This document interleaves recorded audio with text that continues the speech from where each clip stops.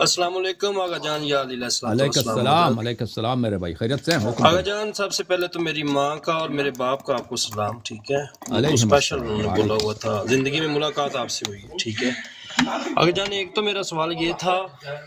چھوٹا تھا بڑا نہیں ہے زیادہ، کہ جو ہم ابھی میں نا پاکستان میں زیارات جب شبی پاک جو تیار کرتا ہوں، ٹھیک ہے، تو اس حوالے سے تھوڑا سا چھوٹا سا سوال تھا۔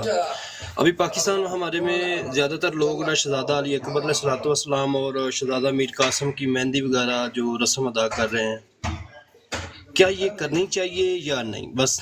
اور دوسرا اس کا جواب تھا ایک اور، یہ دیکھیں اہل بیت علیہ السلام سے جو واجب ہے وہ محبت کرنا واجب ہے، ٹھیک ہے نا، اور ان کے عزام ہے، ان کے غم منانا واجب ہے۔ اب غم کس طرح منائیں گے آپ؟ یا آپ کو کھلی چھٹی ہے کہ غم منانا اس میں کوئی حرام چیز نہ ہو، یعنی کوئی ایسے چیز ہو جو شریعت میں حرام ہے وہ نہ ہو، باقی سب طریقے جائز ہیں۔ آپ حضرت علی اکبر علیہ السلام کے غم میں سینہ زنی کریں، یا حضرت علی اکبر علیہ السلام کے غم میں کسی طرح بھی منائیں نا، جو شرعی طریقہ ہے وہ سب صحیح ہے۔ یا حضرت قاسم علیہ السلام کے یاد میں آپ ان کا یاد منائیں، بھائی کہ ان کی شادی کا وقت تھا، ان کے نکاح کا وقت تھا، ان کی ماں کے دل میں ارمان رہ گیا، ٹھیک ہے نا، اس طرح اگر کوئی رسم بناتے ہیں تو ایک اس میں حرام نہیں ہے، لیکن یہ یاد رکھیں کہ اصل چیز جو ہے اہل بیت علیہ السلام سے محبت کرنا اور ان کے غم میں رونا، ان کے غم میں بے قرار ہونا، یہ واجب ہے۔ باقی چیزیں جو ہیں وہ جیسے کہتے ہیں نا، والدین سے نیکی کرو،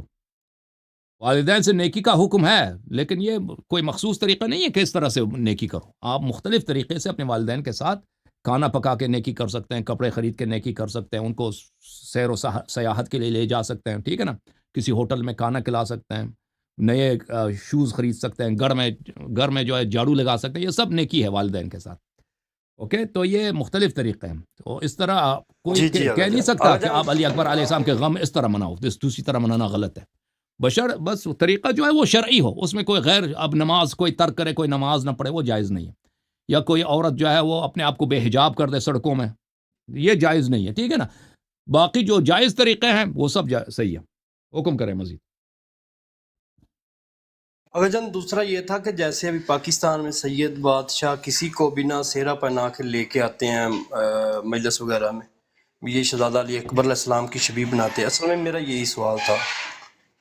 وہ مجھے نہیں معلوم، اگر کوئی کرتا ہے اس طرح کہ امام حضرت علی اکبر علیہ السلام اس طرح ہوں گے